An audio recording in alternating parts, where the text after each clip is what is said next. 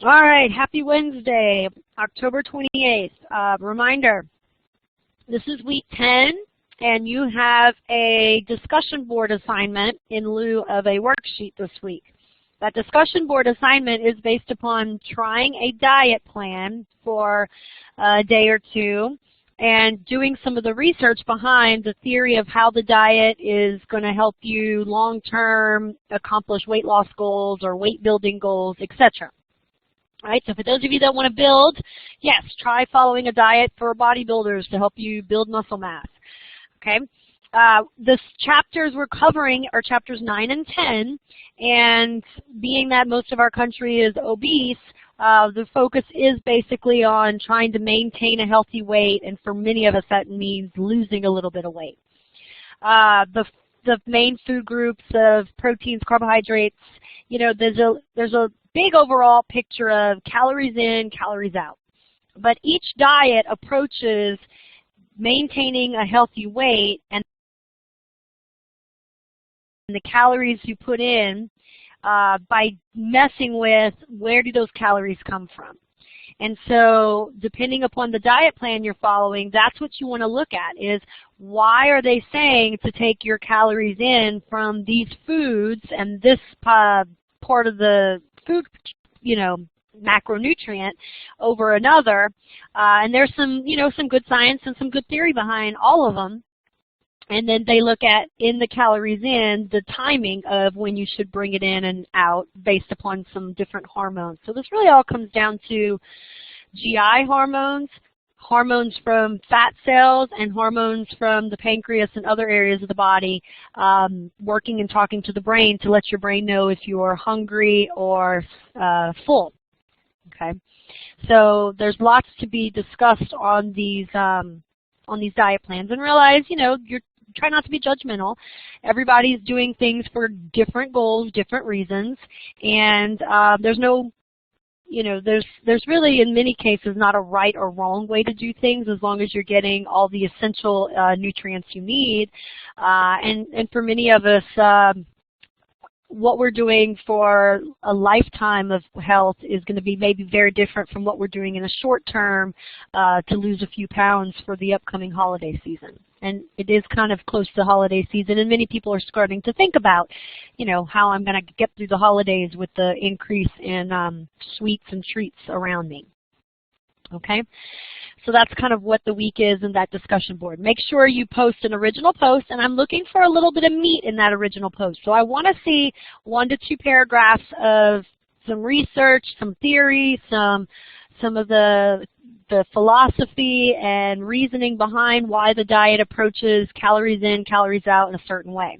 And then I want to see what you did on the diet, and I want to see your reflections, how you're feeling, how did it make you feel, was it a challenge, was it not feasible for your lifestyle, and why. I want you to do some, you know, reflection.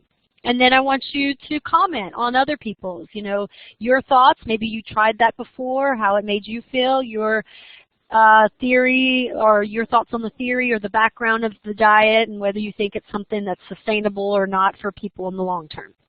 Okay? Okay. So first off, we got to look at what is a nutrient. You know, you hear about people follow a diet. Diet is, in many cases, a eating plan that's geared to let you take in nutrients in a certain manner to meet the demands that your body has for being able to make proteins, being able to make fats and hormones and phospholipids so they can make lipid bilayers and organelles. Being able to make the energy, ATP, from fuel, from glucose, from fat that you need to meet your energy demands. Okay? And we as humans cannot make every single protein we need without certain building blocks, certain essential nutrients. So we have to get some of our nutrients, some of our building blocks for our phospholipids, for our fats, for our proteins from our outside environment. We can't sit in the sun like plants and make glucose through photosynthesis. So we have to get sugars, glucose, from other organisms that can photosynthesize. okay? And so because of that, we have some essential nutrients, some essential molecules we have to get from our outside world. Now, depending upon size, we need macronutrients and we need micronutrients. So it's trying to tell you big ones and little ones. Our main big nutrients are carbohydrates, fats, proteins, and some minerals, all right? And then our micronutrients, which we might not need in big amounts, and they're not necessarily big molecules, are some of the vitamins and some of the trace minerals. And minerals here could mean some of the things, the atoms we need off of the chemistry table, you know, like iron, like copper, zinc, things that are anatomically, you know, small little entities, but they are necessary because they form parts of our certain metal-type proteins that help us with movement of oxygen or movement of molecules in our cells, okay? All right, so when we look at coming into our bodies, every food can be, every item, every molecule has a certain amount of energy contained within it, right? And when you look at how much energy, that is what we term a calorie. And if we put 1,000 calories of energy units together, then we have a kilocalorie, right? And so all we're trying to say is for all of the nutrients, for all of the foods, for all the molecules we bring in, they have a certain amount of energy that we're ingesting into our system. And we need so much energy from the outside environment to basically meet the demands of our body in the energy we have to output to interact with our outside environment, okay? And certain foods, because of the amount of bonds between atoms that it has, are going to have more energy per unit than other molecules. And it really comes down to, again, how much stored energy is between the bonds, how many molecules within that, or how many atoms within that molecules are bound to each other and in what manner. And so you can see that proteins, on average, give us about 4 calories per gram. So that means within a protein, within the carbon-carbon, carbon-nitrogen, carbon-hydrogen, and carbon-oxygen bonds, when we break all of those bonds apart, we would be able to take energy through the process of 4 calories for every gram of protein. And carbohydrates, it's usually carbon-carbon, carbon-hydrogen, or carbon-oxygen, because the carbohydrate is made up of 3 main atoms, a carbon, a hydrogen, and oxygen in some type of combination. And when we break those bonds, we get 4 calories of energy per gram of carbohydrate. Right? So the difference between a carbohydrate and a protein was a carbohydrate at its molecular level is a carbon, hydrogen, oxygen molecule. A protein is a carbon, hydrogen, oxygen, and nitrogen molecule. Right? And so proteins, breaking them down, eventually liberates nitrogen molecules, and nitrogen is what we then have to remove from our body as nitrogenous waste in urine and fecal matter, because too much nitrogen, too many nitrogenous waste can be toxic to us. So part of the reason why carbohydrates is preferred over proteins for our energy fuel is carbohydrates don't generate all of this nitrogen waste. It generates a carbon waste that we can breathe out and remove out in other ways, but not a nitrogen waste on top of that. Okay? Now, fats are actually like carbohydrates. They have a carbon, they have a hydrogen, and they have an oxygen. But unlike carbohydrates, where the carbons are usually in groups of 6, fats can have as many as 12, 18, 20, 23, 26, 28, 30, 36 carbon molecules bound to each other. All right, so because there's more carbon-carbon bonds and more carbon-oxygen and more carbon-hydrogen, and it's just a bigger molecule, all right, it is going to be able to then produce more calories for every gram of it. Okay. Now, one of the things about fat that's going to be different from carbohydrates is its water solubility. Carbohydrates and most proteins are going to be very water soluble, meaning they are molecules that can dissolve in water, and that's not a problem. And since your body is 70% water, you need that. Fats, on the other hand, because they're so big and because there's so many carbon-carbon bonds and carbon-hydrogen and oxygen, they are not water soluble. And so that is going to present some issues for you in storage, in movement and in utilization because this molecule doesn't want to be in water, and most of your body is water. Okay. Now, the molecule, the last macronutrient we mention here is alcohol. And the reason why we mention alcohol is many people forget that alcohol, which is going to have these OH bonds, OH negative, comes in a food source, in a drink that potentially also has sugar, has other molecules. So there's a lot of wasted calories coming into our system that we don't always account for. But just breaking the OH negative bonds, that is alcohol, is going to be giving and liberating potentially 7 calories for every gram. Okay? And so, again, we have a certain amount of energy we expend in a given day. And so our goal is to be able to take in enough calories to meet the energy expended calories we need to do every single day. And so when we look at what is your body weight then is usually a function of, are you bringing in the necessary calories to meet the necessary demand of calories you expend? If you're bringing in more calories than you expend, you're going to store some of those calories in storage form in your body, and you are then going to slowly gain weight or build. When you have calories in not meeting the calories out, you are going to dip into all of your stored and potentially have to take away the stored forms of energy, and that could potentially lead to weight loss or less storage, less building, less molecules contained within your system. All right, so part of talking about calories and weight gain and weight loss is, yes, whether you gain weight, it's a function of eating more calories than you take in. Whether you lose weight is a function of taking in less calories than you expend. But every diet plan out there has a different theory on where the calories should come from. And the theory is based upon the hormones that get secreted by different areas of your body in relationship to the content of fat, protein, and carbohydrate. The talking to extraneous like fat cells, pancreas, brain, that happens depending upon the content of your food. And the changes that occur in fuel utilization in certain organ systems like the liver, the heart, skeletal muscle, because the fuel available is more glucose or more fat or more protein.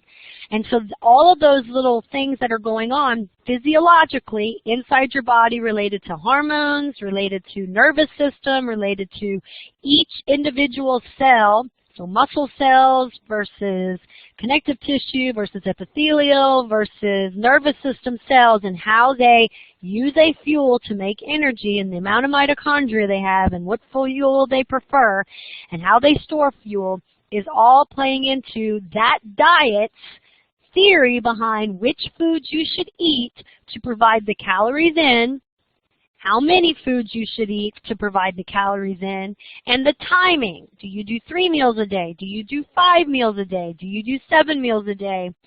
And what amount they should be related to the calories out of your body.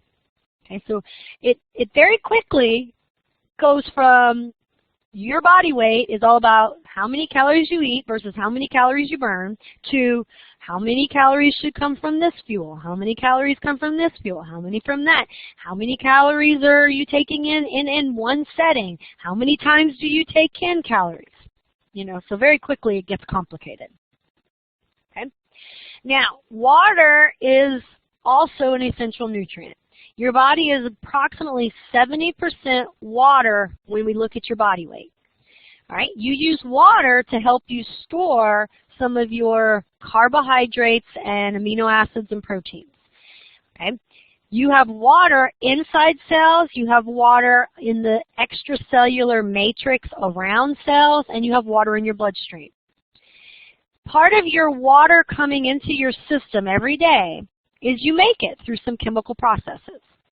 But not enough water is made through the chemical processes inside your cells to meet the water lost from breathing, because you humidify air, from urinating, because you always lose a little bit of water every time you filter the kidneys, from fecal matter, you want that to be watery because then it would be less damaging to the anus and to the colon, and you don't want it to get stuck in there and compacted. And then just every time your cells in your skin, there's a little bit of a difference in the ambient temperature, a little bit difference in the, convection, conduction forces. A little bit of that water outside the cells is lost. That's insensible perspiration. It's not lost because it's helping you maintain your body temperature. It's just lost because cells lose water as they get closer to the surface of the skin, and the space between those cells disappears, and the water disappears, and cells lose intracellular water. All right, so you have to replace all of this water that is lost through normal mechanisms throughout your day. And you replace a lot of it through luck of the chemical processes of making ATP, because carbohydrates become water and carbon dioxide. But you don't get enough water through those processes. So you have to ingest water from your foods or from drinks that you take in. And if we don't take in enough water, in addition to messing with our calories, we also mess with our water percentage of our body. And our body wants to maintain a certain amount of water because that's where proteins and enzymes work their best, when they are in the solution surrounded by water molecules. And if we don't have enough water, we don't then have the right balance of the enzymes and the nutrients and the ions around them, and then your body doesn't work as effectively. So that's part of the reason why, in addition to watching calories in and calories out, you have to watch water in and water out. Okay? And you have to replace the water that is naturally lost through breathing, peeing, pooping, and insensible perspiration. And if you are perspiring, meaning sweating, to help control body temperature because you're in extreme temperatures, you then have to even further reduce or take in more water to account for that further loss on top of the normal physiological water loss waves. Okay? All right, so let's review our major nutrients. So this is a little bit of a nutrition class. Proteins. Proteins are encoded on your DNA. All right, so your DNA, part of what is a gene, in many cases is the code for a specific protein. All right, it's the code that lines up certain amino acids to bind in a certain order, certain pattern, so that way they can bend and flip and become structurally a specific protein. And that protein can be embedded in membranes of your cells, can be embedded in organelles, can be free-floating in the inside cytoplasm, water part of a cell, can leave a cell and be outside in the extracellular matrix, can be in your blood, or can go and travel from cells to change cells from other areas of the body to, do different processes. Right?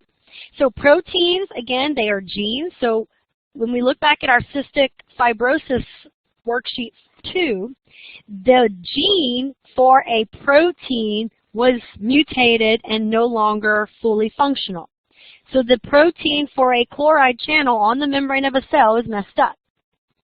And because of that, we saw problems at a cellular, at a tissue, at an organ, and even a whole body level. Okay? Now, you have so many amino acids out there. Right? And amino acids, there are some we make. We can make them. We can take 3 carbon molecules and rearrange them into an amino acid. And so those are non-essential amino acids, meaning we don't have to take them in from our outside environment because we can make them inside our system. Essential amino acids mean they have some piece or part that we can't attach to what we already can make, and so we can't make them. So we have to get them from our diet, from nutrients coming into our system and liberating and breaking down to an amino acid level, and then getting these amino acids to cross over our epithelial tissue into our system and then becoming part of proteins in our body. So that is why you have to always have some protein come into your diet. So if you look at the standard food guide pyramid, or now it's called the My Plate, that is always going to have you should get some calories from proteins. You should always have some proteins no matter what your diet is, whether you're vegan, whether you're vegetarian, whether you're doing sugar busters, whether you're doing Weight Watchers. There always, every day, needs to be some part of your diet that has protein in it, protein ingested, so you can get these essential amino acids that then can be liberated, brought to cells, and then reconstituted into proteins that you would not be able to make if you didn't have those essential amino acids. Okay? Now, proteins come from a variety of sources. You can get them from plants. You can get them from animals. Okay? You can get them from nuts, seeds, right? You can get them through supplements. So a lot of our Ensure, our Slim Fast, different things. So proteins at any given time have to come into your diet. Now, how much? At a minimum, it's looked at that you should get about 0.8 grams of protein for every kilogram of body weight. Okay, now, why grams, kilograms? Because, again, it's science and everything's in grams, kilograms, because nutrition and all this is a science. And then when we look at America and Britain, they do stones, we do weight in pounds. So we have to convert. So a 125-pound female needs to then get 56 grams of protein per day. Okay? And then to just kind of estimate, so typically a 125-pound female should get around, 2,000, 1,800 calories. You will get about 0.8 grams per kilogram, or about 56 grams a day, if you then take in somewhere around 10% to 35% of the calories you eat to be protein. Okay? And so that's kind of how those numbers all come about, right? So again, if you look on page 262, a female who is, again, 125 pounds, so anywhere from 14 to 50 years old, sometimes needs around 1,800 calories. So if you do the numbers, and I can try to do the little calculator here, if you do 0.1, which would be 10% of 1,800 calories, you want 180 calories to come from protein. Right? On the high end, if you did 0.35 times 18,000 calories, let me see if I can do it. You would want 630 calories to come from protein. Okay? And again, remember, 630 is calories. How many calories of protein are in a gram? Well, 4. So divide that by 4, and you end up with, I need 157 grams of protein. At the 180, which was the low end, okay, 180 divided by 4 would be 45 grams. So for a 125-pound female, 45 grams per day of protein is a little bit on the low end. So 10% of their calories coming from protein would be maybe not sufficient for a 125-pound female. So they might need to go 15 or 20%, okay? And then what was it for 630 calories divided by 4 was 157 grams. That's maybe too much. Okay, so that's like 3 times the recommended amount of protein for a female at 125 pounds. So that's where those numbers come from. So if you ever now go, oh, now I get it, our government, our Department of Agriculture says that you should get 0.8 grams of protein for a kilogram of your body weight, so you can do the math, all right? And they're just kind of guesstimating, on average, you should be saying protein should constitute 10 to 35% of your calories that you take in on a given day. And for females, again, the recommended calorie range is anywhere from 18,000 to 24 to 22,000, depending upon your age and your activity level. And so, again, for a 125-pound female, they need about 15 to 20% of their calories to be protein to meet their 0.8 grams per kilogram. Okay. All right, so let's do carbohydrates.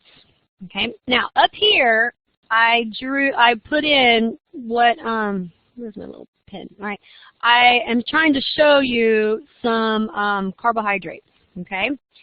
One of the things you'll notice is each of these corners represents a carbon bond, okay? So 1, 2, 3, 4, 5, 6. So most of your carbohydrates are going to be based upon there is 6 carbons arranged in some type of manner, okay? All right, so fructose has 1, 2, 3, 4, 5, 6, because there's 6 carbons. But they're arranged a little bit differently, all right, than the glucose. Still 6 carbons, just a little bit different. Again, we see that there are carbons, there are hydrogens, and there are oxygens. Just those 3 atoms, right? Now, aspartame and the fake sugars out there, equal, sweet and low, whatever those fake sugars are, Splenda. What that is a chemist is saying, okay, instead of having pure glucose, pure fructose, I'm going to change something on here. Maybe I'm going to change, you know, this one little OH to something else. Maybe it's going to be a phosphate or a sulfate or something.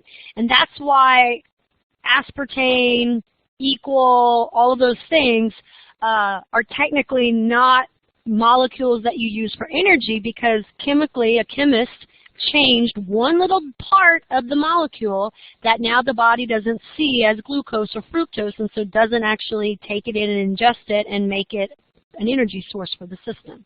And so that's how they get that 0 calories, because the body never actually takes it in. It stays in your gut and becomes part of your poop. Okay? And so that's chemistry. That's why you can be a big bucks if you could come up with the way to make glucose or fructose a sweetener, again, a 0 calorie sweetener that never comes into the body, but maybe doesn't have as much of the problems that they think aspartame and Splenda and all that stuff has on your GI tract. Right? Now, in our cells, this is our quick and preferred source of fuel, meaning this is how we really want ATP to be made. We want to take glucose, we want to cut it in half into 2, 3 carbon molecules, and in that process we want to make energy. Okay? Your simple molecules are going to be known as monosaccharides. And the 2 most common monosaccharides are glucose and fructose. So these are 6 carbon molecules. Each one is a 6 carbon molecule. That's as simple as a carbohydrate can get. So the simplest carbohydrate is always going to have at least 6 carbons. Okay? If it breaks in half, it's no longer a carbohydrate. Now it's a carbohydrate building block molecule. Okay? Now, most of your foods out there are usually going to contain glucose and fructose either tied to each other or tied to another glucose or another fructose. And it's going to be 2 6 carbon molecules, kind of shown here, bound together. All right? So your disaccharides are when we take 2 of those 6 carbon molecules and combine them together. All right? Sucrose is a fructose and a glucose together. Lactose, I forget it. I think it's glucose and a galactose. And maltose is going to be, I think it's 2 glucose. Okay? I don't remember. Don't quote me on that. Not important. Right? So what we have then is basically a bigger molecule of glucose fructose mixed, but it's still a small molecule that will cross our bloodstream and get utilized for energy. Okay? Now, you can continue to tie on more 6 carbon little molecules, right? And start to get a long chain of 6 carbon, 6 carbon, 6 carbon, 6 carbon, 6 carbon. In plants, that is what will become a starch. In animals, that is what becomes a stored form of glucose known as glycogen. Okay? And these are known as polysaccharides. Okay? Now, Your fiber is from plants, some of these polysaccharides that can't be broken down and therefore insoluble and unable to be taken in by the body. And they help clean out our digestive tract. Right? So when you look at carbohydrates, we have three main types. We have the monosaccharides, the disaccharides, and the polysaccharides.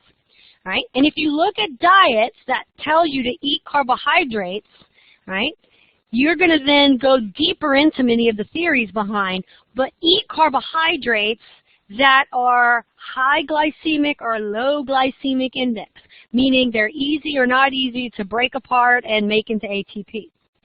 Right?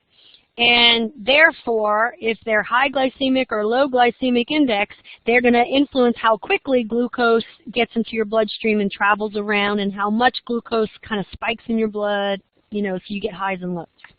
Right? And so some of the diets that say, okay, you can eat carbs, but only eat these kind of carbohydrates, are trying to watch that you don't take all your carbs as glucose or fructose, all your carbs as potentially plants or glycogen. Okay? So just be aware of that. All right? And again, that's something I'd like to see if you are eating a diet that's talking about carbohydrates, which ones they want you to eat. Okay? So where do carbohydrates come from? They come from a variety of sources. So grains, whole grains, grains that have been milled in their complete form, so rice, cereals, brands, granola, things like that. You get fruit, have usually the fructose, and veggies will have a mix of some sucrose, some fructose, some glucose, different. Legumes will usually have, again, lots of the three different types, and nuts and seeds. Okay? The big thing about carbohydrates is if we take in more carbohydrates as calories than we need, okay, you can turn carbohydrates into fat and store them. Some carbohydrates, yes, will be stored as glycogen in your liver and your skeletal muscle. But other cells of the body don't have that ability. They don't make the enzymes to take glucose and turn it into glycogen. So glucose can very quickly, again, be converted to a fat molecule, and you can store excess fat. So if you eat a low-fat diet, but you eat a lot of carbohydrates, and you still eat more calories in than you need, you will still attain more body fat. And that body fat will come from those excess carbohydrates. Okay? Now, in a lot of places, carbohydrates are additives, and they are added to processed foods to help them taste better. Or we don't even realize that they're coming into our system because we are drinking things and sugar is added to it, like iced tea or coffee. Technically, coffee doesn't have any calories, but once you add the cream and the sugar to make it taste better, now it's full of calories. Tea. Tea is technically just some, you know, water seep through leaves and seep through some, you know, different material. But people add sugar to it to make it taste sweet, to make it maybe more palatable. Soda. One of the things that gets people in trouble with weight gain, and they're like, but I hardly eat anything. But if you drink the big gulp of regular soda, you're taking in teaspoon and teaspoon and teaspoon of pure sugar that you don't realize because it's coming in a liquid form. Right? Now, for how much you should be taking in, your nervous system, so your brain, all of your neurons in your body, they only can make glucose into ATP. That's the only source of energy they can utilize for energy. So you have to have some carbohydrates come into your diet, come into your body every day to provide glucose for your brain. If you do not have enough carbohydrates, you will make carbohydrates, but in doing so, you can end up with problems because you generate waste products that can make your body very acidic, or you can end up with more amines, nitrogen waste products, and that could make you, you know, have problems with excess amino acids, okay, or excess nitrogenous waste. Right? You can make glucose from some amino acids. You can make glucose from the breakdown of glycerol, which is part of fat. And again, if you don't take carbohydrates in, you will make it. But the problem is doing that is not something you want to sustain for long periods of time because it can cause problems with acidity and with nitrogenous waste levels. So this is why, look at your diets you're following. They will probably tell you, try to reduce carbohydrates, but realize you will never be able to get rid of all of them, and you don't necessarily want to get rid of all of them. Now, for the Department of Agriculture, the thought is because your brain and your spinal cord and your nerves have to get their energy from glucose, we should give glucose to the body every day, on average, around half of the calories coming in. So, if you are on an 1,800 calorie diet, 900, half of the calories would be 900. So 900 calories should come from carbohydrates. And again, 900 calories divided by 4 calories per gram means you need about 225 grams of carbohydrates every day. And that's pretty easy to get. I mean, so right in front of me, I have a Slim Fast. And it has 24 grams of carbohydrate. So right there, I just, and it goes down pretty easily. I just took in 24 grams of carbohydrate. Now, I don't have a regular soda, but a regular soda usually has about, 12, 15 grams of sugar. And so if you easily drink 2 or 3 regular sodas in a sitting while you're at maybe McDonald's or even at a restaurant, you might very quickly take in like 36 to 40 grams of carbohydrates that you forget to account in your system. And so that's how those carbohydrates kind of creep up for a lot of people in their diet is the energy drinks, the Monsters, the Red Bulls, and then, as you're older, the alcoholic beverages, because some of your mixed drinks, margaritas, daiquiris, they are fruit juice mixed with alcohol. So you end up with excess sugar because of whatever the juice is that you're adding to it. Okay? All right, fats. So down here, I'm trying to show you fats are still carbons, oxygens, and hydrogens. And then every one of these little points on the triangle here represents a carbon. So it's these long chains of carbons, and they can be 16, 18, 20, 23, 28, whatever. Okay? So this is a fat, just this kind of one long thing. Okay? Now, when we use this for energy, we break them into 2 carbon molecules. Okay? And so when we build them as 2 carbons, 2 carbons, 2 carbons, and slowly add to until we get to however long we want it to be. Right? Now, sometimes, as shown, we do a double bond, meaning the carbon-carbon bond is going to share 2 or more electrons instead of just 1. All right? Now, our bodies have the ability to put double bonds towards the 9, 12, 15 carbon and beyond. We can't put the carbon-carbon bond on the 3 carbon or the 6 carbon.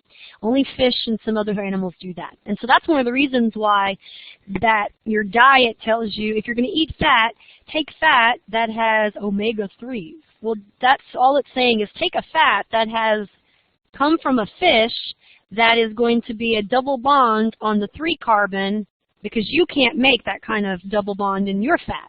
And so you need that kind of fat for certain things. Okay?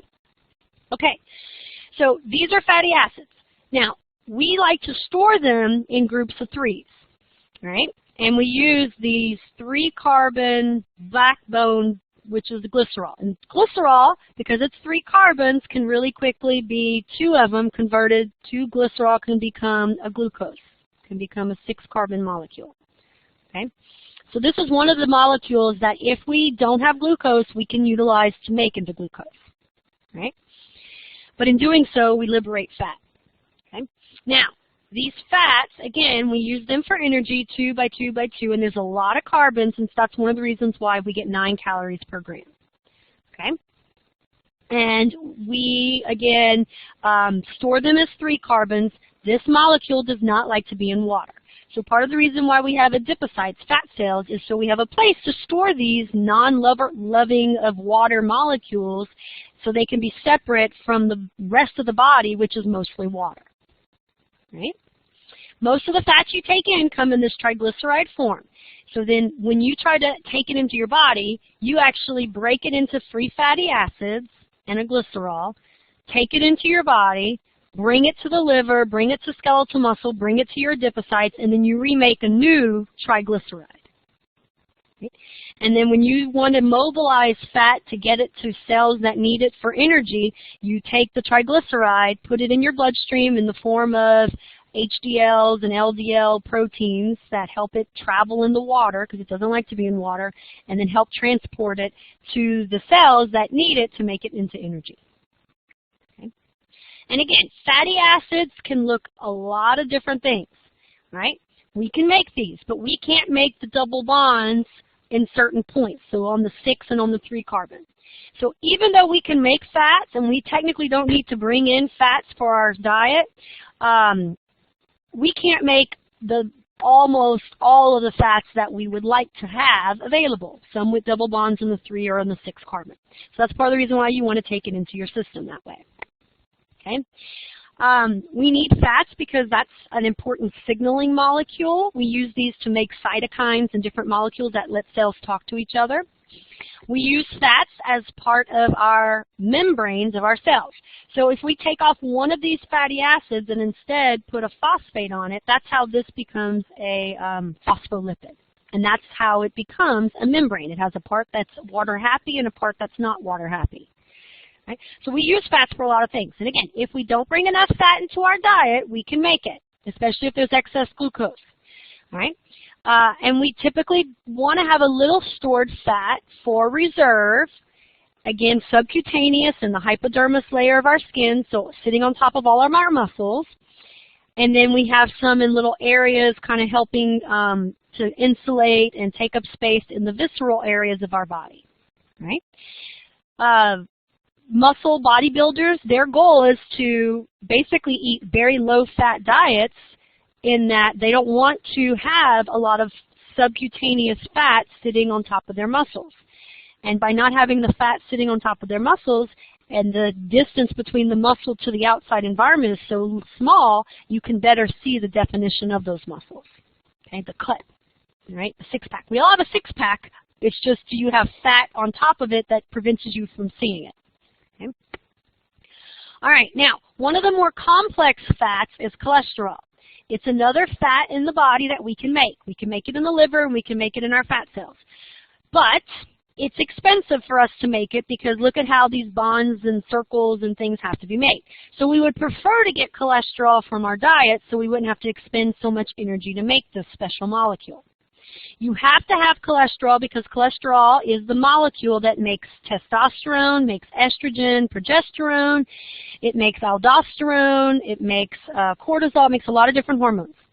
In addition, cholesterol is embedded in your membranes of your cells to help kind of keep certain proteins and antigens and things together for the body to know, for purposes of talking to other cells and interacting with, signals. Okay? Now, this huge molecule doesn't like to be in water. So it travels in your body with the help of a protein that then helps make this specialized little molecule, big molecule that is suspended in the water of your blood. Right? So these are lipoproteins.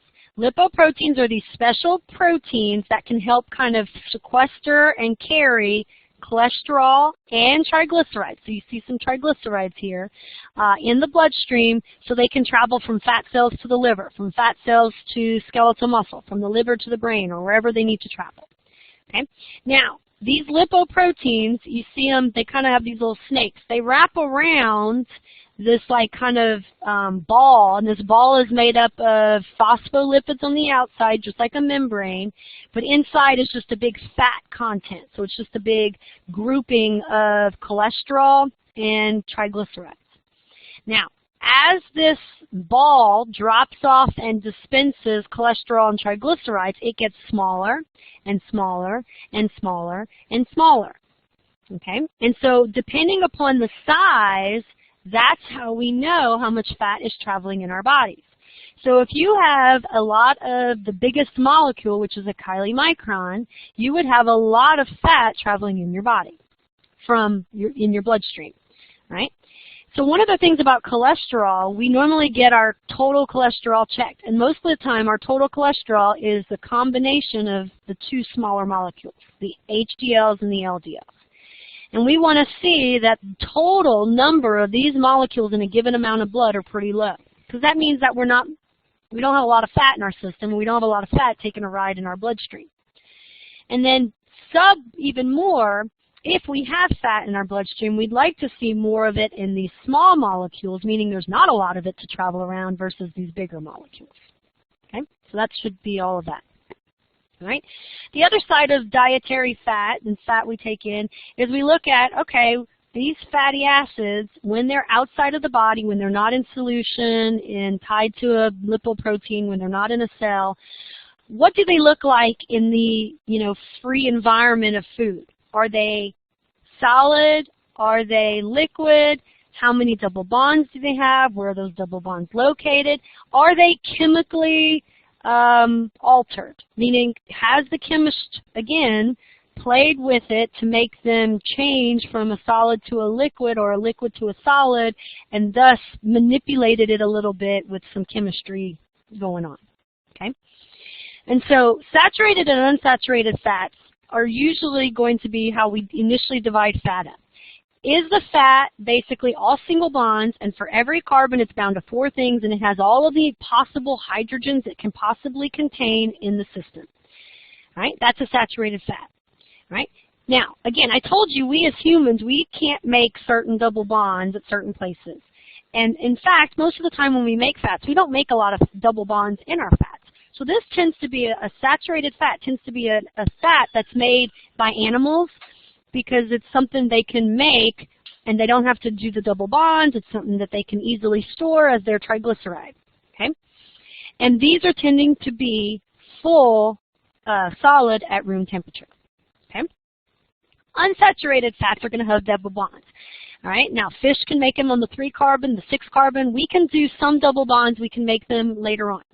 If there's only one double bond in the molecule, it's known as a monounsaturated, meaning it has one double bond, it has one spot where it could possibly have a hydrogen added on, but it doesn't because of the way the double bond works. Okay? If there are many double bonds, it's polyunsaturated. Okay? Now, most of these are liquid, unsaturated fats are liquids when at room temperature. Okay? Now, again, chemists. We sometimes think, oh, we don't want saturated fats. We want unsaturated fats. But because unsaturated fats are liquid, we want to convert them to something into a solid at room temperature to sell and to shelf life keep longer, so therefore, and for packaging purposes, condense into smaller, packages. So trans fats are made in the factory. It's taking unsaturated fats. It's forcing the unsaturated fat through some chemical reactions to become a solid because we're forcing that saturated fat to basically add hydrogens, break the double bond into a single bond, and make it from a liquid into a solid.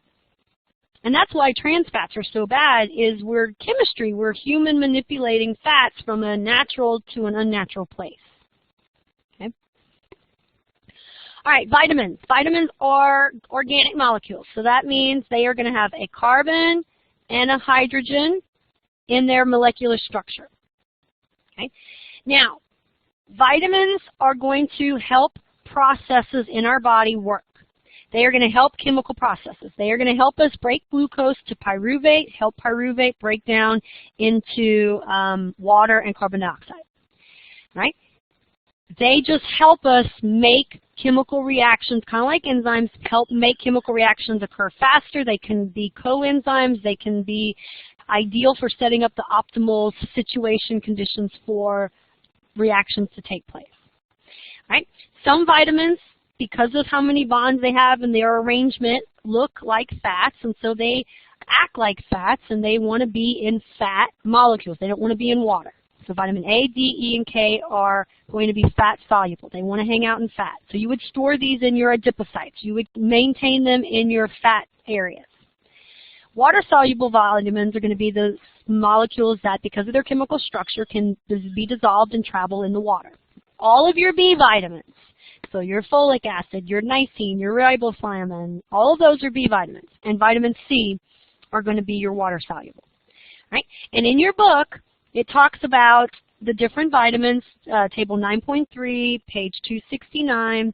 It talks about where they come from, what is their function, and what happens if you don't get enough or if you get too much.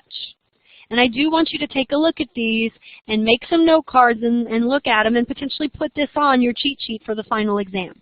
Because these are some good questions to ask. Where do these different vitamins come from? What happens if we, get too much or get too little?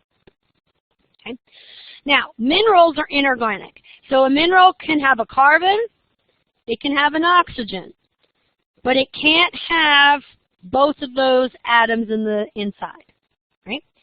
Now, most of the time, it's going to be very small things, and it's going to be, in many cases, these atoms that we need, these small trace things that we need in our body, in addition to carbons, hydrogens, oxygens, and nitrogens for chemical structures. Right? It's going to be the solutes in our blood water, our solutes in our cells. Okay? All right, and again, you have information on the different types of minerals on table 9.5 on page 273. And just like the others, these are things I want you to kind of learn and know. Where do they come from? What are their functions? And why we don't want too much or too little of them. Okay? All right, so our dietary guidelines in this country come from our Department of Agriculture. The Department of Agriculture is responsible for, food production, animals, and all those things. In many schools, to get a degree in dietary science, in nutrition, actually is getting a bachelor's of agriculture. So their people, their science, in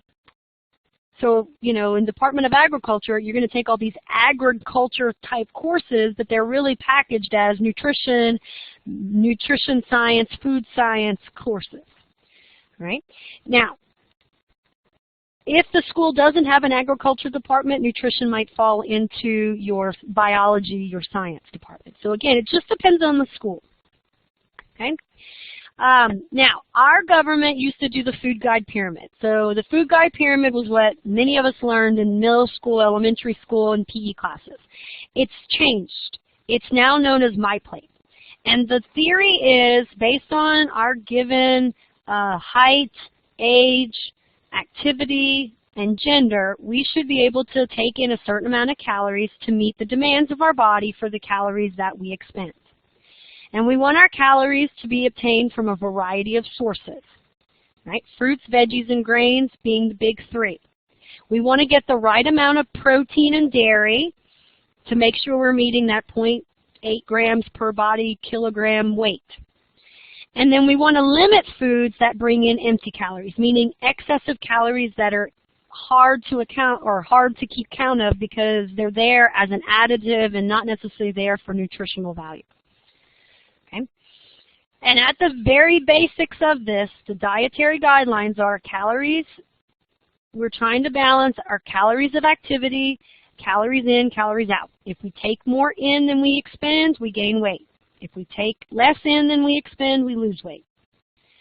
And the next step of, okay, food in our environment, food getting to us is usually going to have a label on it. And that label's goal is to ensure that you are aware of, if you eat this food, how many calories are you taking in? And then further, for these calories, how many come from proteins, how many come from fats, how many come from carbohydrates. So if you really are keeping a food log and watching the amount of calories you're taking in, the amount of calories from carbohydrates, calories from fat, calories from protein, and even more, the grams of those items you're taking in, you can then be able to do so because you have that information on the label. Okay? All right. Now, types of diets that are out there. So you can follow the MyPlate system a variety of ways. Okay, so you can be very healthy and you can follow the MyPlate system, because it never does it say that protein and dairy have to actually be animal products, right? And with the world of science, we can actually get protein and certain products in animal-free mechanisms. Okay, so one of the things the book talks about is a vegetarian diet, right? Vegetarianism is a diet, a food plan where you take in calories through a variety of mechanisms, but none of those mechanisms come from potential animal sources or animals themselves, right? Now, there are lots of different degrees of vegetarianism. And just because you're a vegetarian doesn't mean you're healthy. Okay? I've had students tell me, I tried to be a vegetarian, but what I found I was doing was eating bread and butter all day, every day. And I actually gained weight being a vegetarian. So when you're a vegetarian, you still need to watch the calories in versus the calories out. Okay? You still need to watch the foods you're eating and ensure that you're eating a variety of foods. And this is why it's hard for people to maybe follow if they don't like vegetables, or if they don't like tofu, or they don't like soy, or they don't like certain foods. It can be very hard to be a vegetarian because you're limiting somewhat by this diet what you're allowed to eat, and then you don't like half of what you can eat, and so you end up being even more limited. All right, so a type of vegetarian that has no foods of any animal origin. This is what we term a vegan.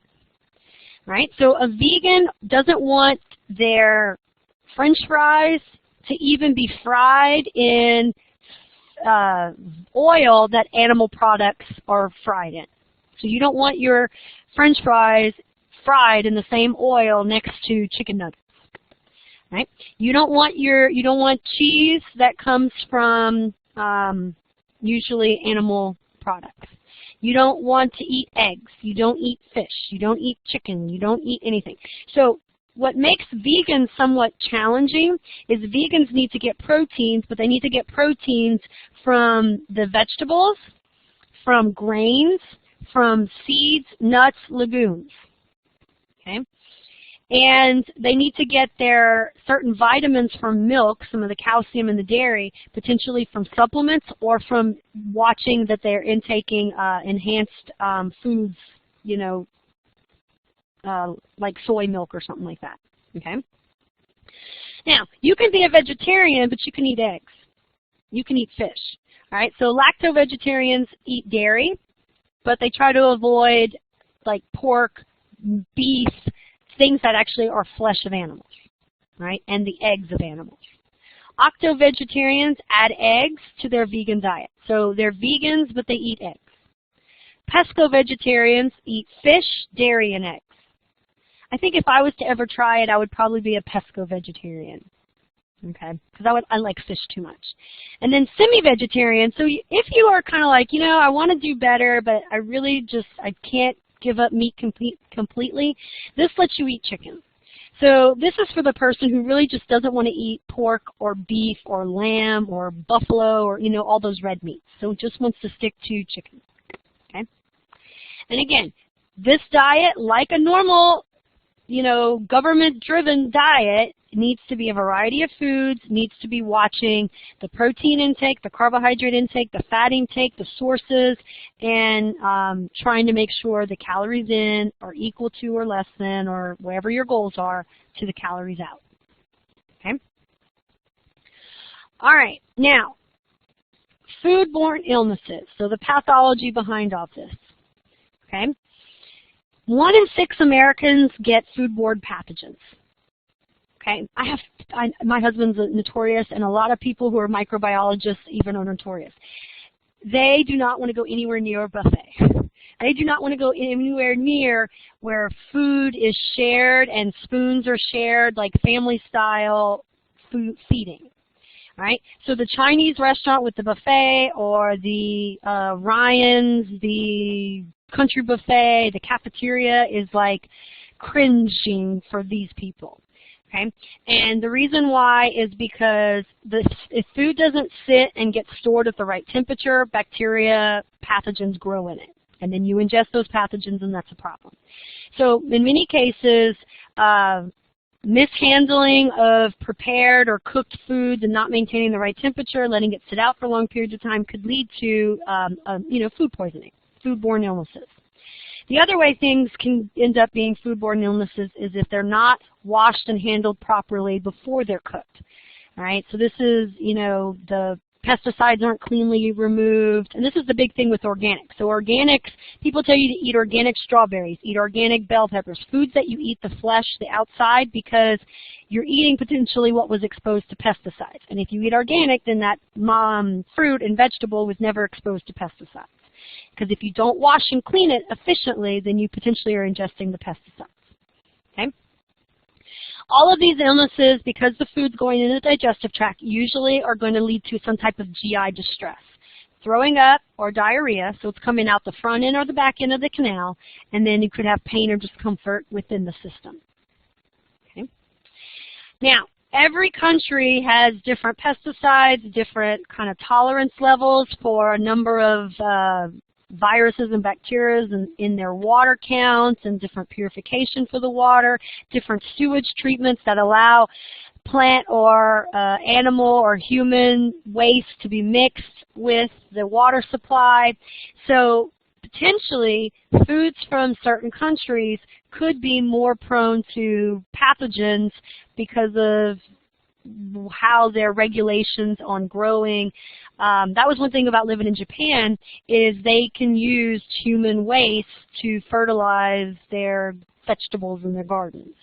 So that was a little weird because we're not used to letting human waste potentially be our manure. Okay, and again, you don't want to introduce animal waste to be used as manure. Could potentially be introducing animal pathogens that could, because of evolution and cross species, could end up being something harmful to us that maybe 20, 30, 100 years ago wasn't. Okay, that's what the other part of it is. Right.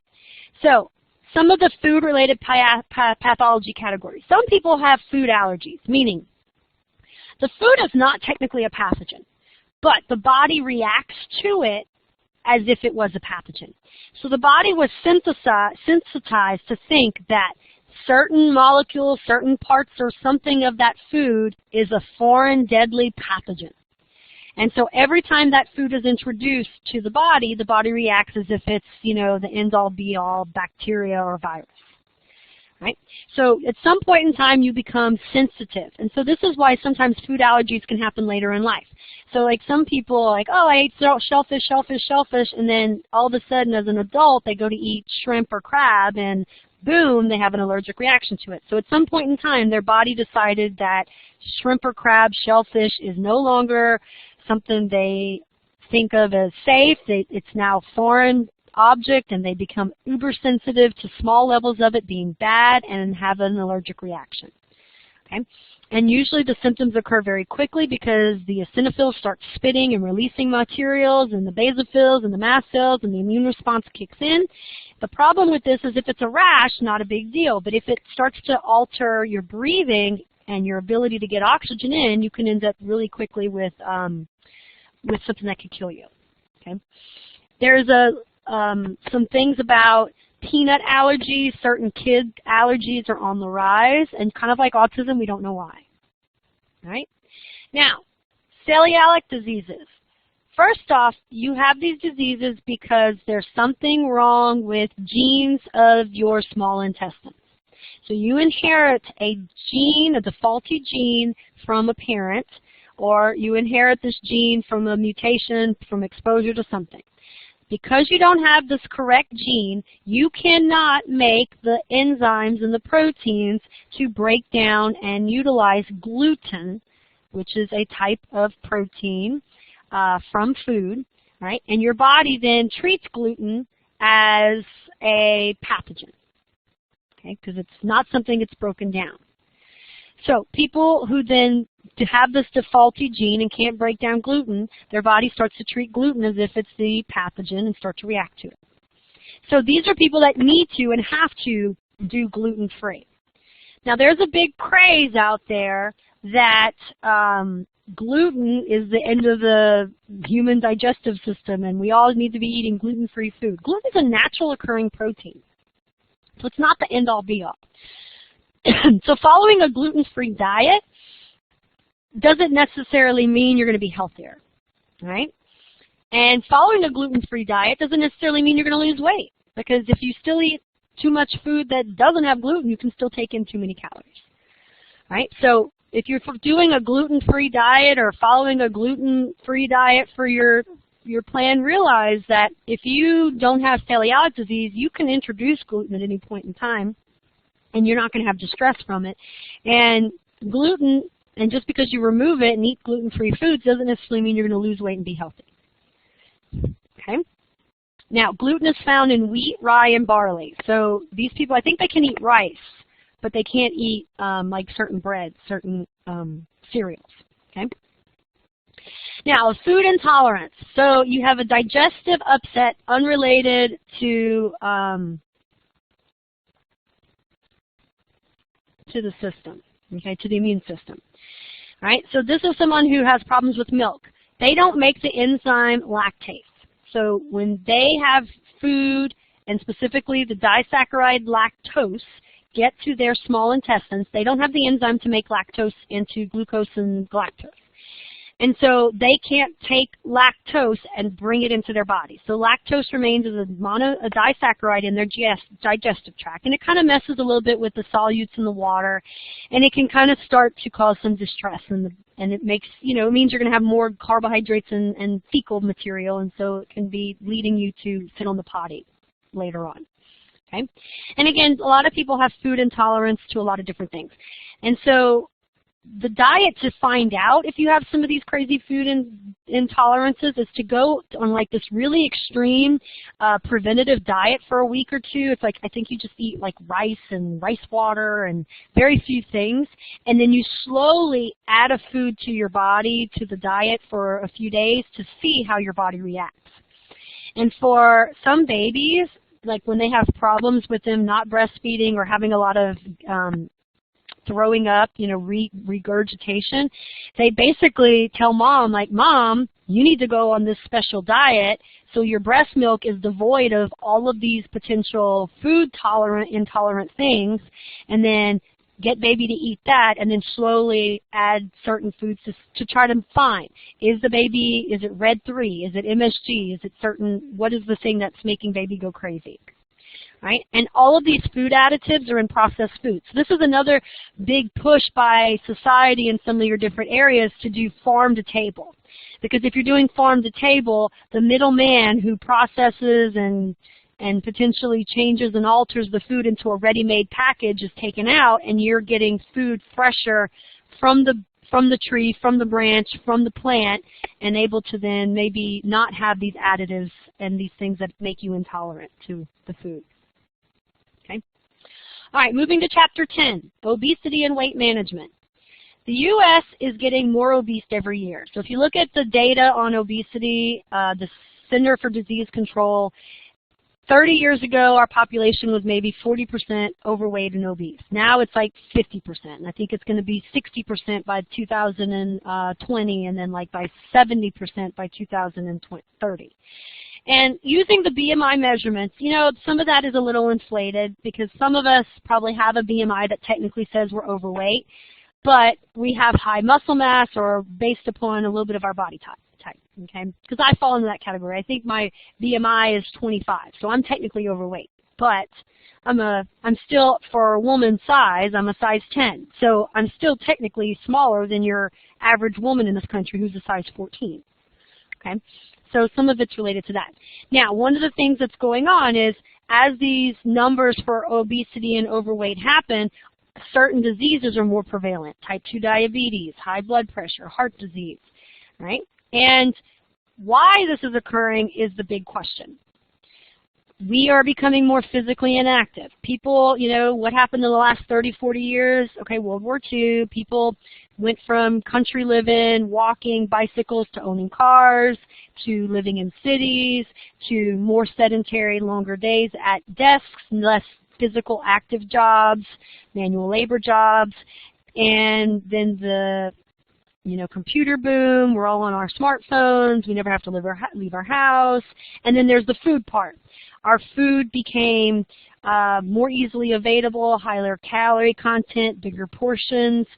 So there's a lot of external factors, and then there's some internal factors.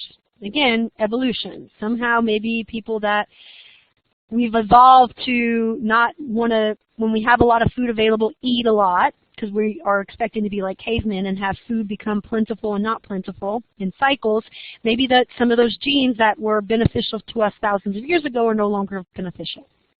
And again, there's the others. Okay? All right, so looking at why we're tending to get fat comes down to how many calories do we burn? And are we, again, burning enough calories in a given day versus what we're taking in? Now, how do we know how many calories we burn? All right, every time your cells undergo a chemical process, like an action potential, and they get excited, energy is expended to be able to reset back to resting conditions. So if you did nothing but laid in bed, just breathe and sleep, you would have a certain amount of energy expended in a given day to maintain muscle tone, some contractions of your muscles, to maintain neurons talking to other neurons, to make you alert and aware. And that amount of energy is your basal metabolic rate. Okay? So this is how much energy you have to give someone if they're like in a coma, because they're not doing anything, maybe they're not even breathing for themselves, but to just kind of keep the body somewhat alive is a certain basal metabolic rate. Okay? Now, most of us are going to have sedentary lives, but we're going to do a little bit more than lay in our bed all day and breathe. We're going to get up and go to the bathroom. We're going to maybe walk around our house, go to work, and come home. So your resting metabolic rate is a little bit more than just basal. It's your basal metabolic rate plus takes into account a little bit of your sedentary life and how much energy you need to do normal function. Live your life with minimal amount of activity. Okay? Now, the exercise metabolic rate is for those people that do a little bit above and beyond sedentary, actually and do physical activity in addition to normal living, so going to the bathroom, getting up, eating, but a little bit more activity. That's the exercise metabolic rate. Okay? And so what we do is to figure these out, they take mice, rats, people, they stick them in a chamber, and in the chamber they pump in a certain amount of air that they know what the air is made up of. Oxygen, blah, blah, blah. All right? Oxygen, nitrogen, carbon dioxide. And then as the person sits in the chamber and breathes, they are breathing out carbon dioxide. Depending upon the carbon dioxide levels that are exhaled out, we can then calculate how much energy is being burned, how many fats, how many carbohydrates or proteins are being burned, carbon-carbon bonds are broken down, made into carbon dioxide, and then we can basically tell you how much energy, calories are being expended. Okay, so that's how they figured that out. Right? Now, again, lots of things influence basal metabolic rate. Lots of things influence whether you break a glucose molecule down into pyruvate and make energy, break fat down and make energy, or store and hold it for a later time. And this is where our hormones come into play. So insulin and glucagon, they are two hormones from your pancreas, and their goal is to maintain blood glucose levels. And they maintain blood glucose levels so you always have glucose available for your neurons, for your brain, for your spinal cord to be able to make energy. When glucose is high in your blood, insulin is supposed to be released from your pancreas to help put the glucose into the liver, into skeletal muscle, into cells, so that way the blood glucose levels never get too high. They stay at a certain normal range. When glucose levels in your blood get too low, glucagon from your pancreas is going to be released to try to let your cells of your body not use glucose for energy, makes your liver make glucose from glycerol, from amino acids, so your blood glucose levels stay at a certain range, so there's always glucose available for your brain. So when you're hyperglycemic, you have too much glucose in your blood. And hyperglycemia can mean you are going to pee a lot, because too much glucose could mean too much glucose in the filtrate, glucose ending up in your urine output increasing. Hyperglycemia could occur because you either do not make insulin, you're a type 1 diabetic, or a type 2 diabetic who's insulin resistant, meaning the insulin hormone is there, it's circulating, but it's not able to push glucose into your cells. Okay? If you do not eat enough glucose and you're not making enough glucose from the liver, you could be hypoglycemic. And hypoglycemic, you might not think clearly. You might not have good control of your muscles because your neurons are not working efficiently. Right? And so hypoglycemic is going to be kind of a bad term, because we don't want to ever get to this place where we don't think clearly, we can't motor function, because we don't have glucose available for our brain. Okay? There are a lot of proteins from your GI tract. GLP-1, GIP, CCK, and they stand for a bunch of different things. Restin, adiponectin, ghrelin, leptin. All right? Your book talks about ghrelin and leptin. Basically, the GI uses a lot of hormones to talk to the stomach, to the small intestines, to the large intestines. Right? So these are ways that the stomach can let the small intestines know, hey, you got, food coming your way that's full of fat, or food coming your way full of protein. Right? And the small intestines and the large intestines can let the stomach know, hey, start growling, be hungry, because we're about to dump out all the food. Right?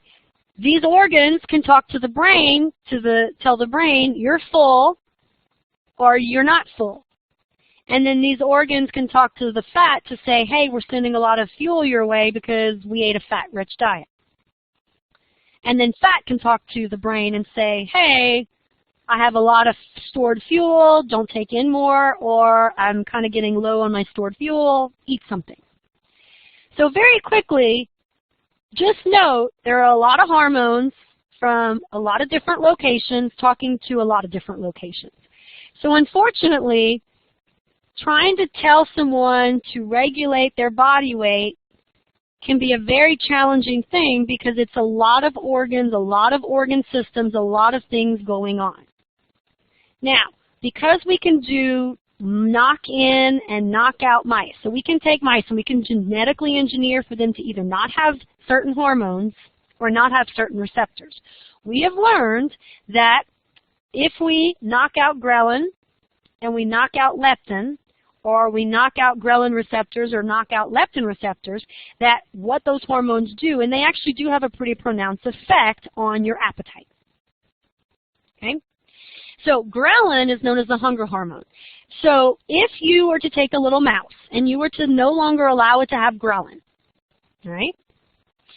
So if you as a person don't make the right ghrelin protein, that means you might not know when you're hungry, okay, and when you're not hungry.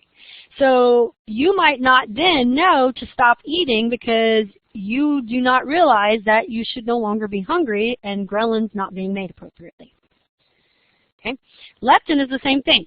The animal, the rats and the leptin rats, and you can look at this online, leptin rats, the ones that don't make the leptin hormone, are super, super fat. And they have high amounts of, they eat a lot of food, and they don't realize when they're full. And then what we found is these rats, if we reintroduce leptin from another rat or from another mouse, they actually start to lose weight, because if you reintroduce the hormone that's missing, they start knowing, oh yeah, I'm not full, I'm not hungry anymore. Right? So lots of different things go into play. Unfortunately, there's no magic pill. Right?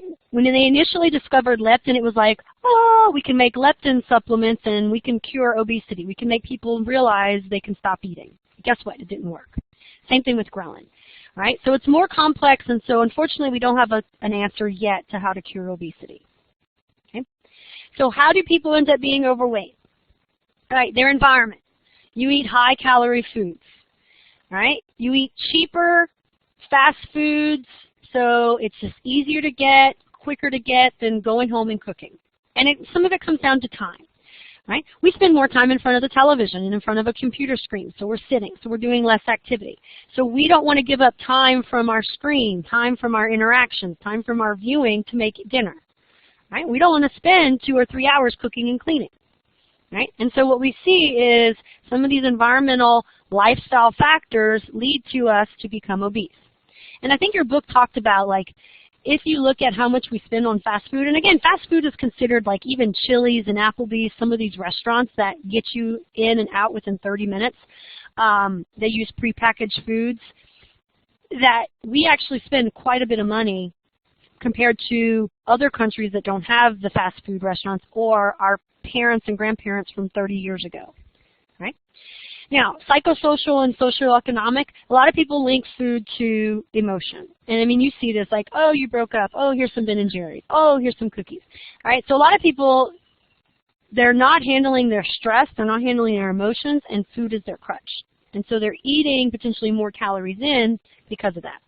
Right? And then socioeconomic, it's actually cheaper to eat unhealthy foods than it is to eat healthy. Just go try to buy all organic. Watch your grocery bill double because you try to eat healthier. Okay, and that's one of the things. Look at some of these diet plans. Going on a diet, if you have to buy their food, like Jenny Craig or Weight Watchers or MetaFast, their foods are expensive. So being on that diet is actually more expensive than just eating from McDonald's every day. Right? And then there's the other part of the environment with our physical activity, the way our jobs are. I've just spent the last hour sitting at my desk. So I've just not lost the potential to get steps to get burn energy. Access to play and recess and how PE classes are conducted, gym equipment. Again, we're not working on the farm. We're not maybe living in an environment where we have to walk a lot. So our ability then to do that activity at a gym might be expensive. I think it's $50 for a gym membership, or getting involved in sports. And then sometimes the safety of, you hear women disappearing and they think it's the husband, but it might have been someone else, or, it's not potentially safe to go walking or running or in our outside environments in certain neighborhoods. And so therefore that prevents us from doing activity. Okay? So when we look at the body types of our population, you need to have a certain amount of body fat, of lean body mass. You need to be, for your weight, for your height, a certain amount of weight. Right? And what we found is we can somewhat globally put people in categories on this simple little mathematical measurement known as a BMI. Right? Now, it doesn't work for everyone in the population. There are always people that never does a mathematical equation work for. And so there are other ways to assess our bodies. So we can assess body percentage for fat, body percentage for muscle.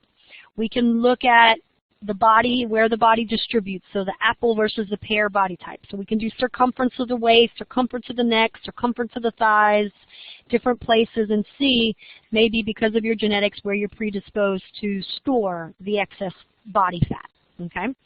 But for the doctors and for a quick and easy little thing you punch in when people give you their height and weight, the BMI is one of our acceptable diagnostic tools that allow us to kind of say your risk of potentially maybe being exposed or predisposed for certain diseases related to being overweight or obese. And we use the BMI to kind of give an assessment for, in general, overweight, obesity percent, but it doesn't tell us the actual percentage of fat or muscle mass. So if you're a bodybuilder and you're 5'5" and you weigh 300 or 200 pounds, that's very different from the 5'5", 200-pound person who's not a bodybuilder, because that bodybuilder should have more muscle mass to fat, less fat than your other person. Right? So again, while BMI has its hiccups, for diagnostic purposes, it's a way to very quickly and easily put people in categories to assess risk for developing insulin resistance, type 2 diabetes, and other cardiovascular and health problems. Okay?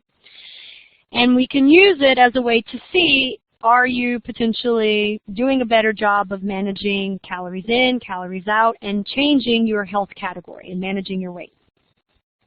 Now, if this was easy to change ourselves from overweight to healthy to underweight and obese to overweight, healthy, you know, we wouldn't have some of the number issues we have in this country. So while it's easy to talk about calories in versus calories out, when you actually look at practicing and putting this application into focus, as you're probably seeing with your diets, and keeping account of food, keeping account of where the food's coming from, the calories of the food, the grams of the food, the grams of the proteins, the grams of the carbohydrates, it can get very complicated very easily. And then keeping account of the fluids and the calories that come from your fluids.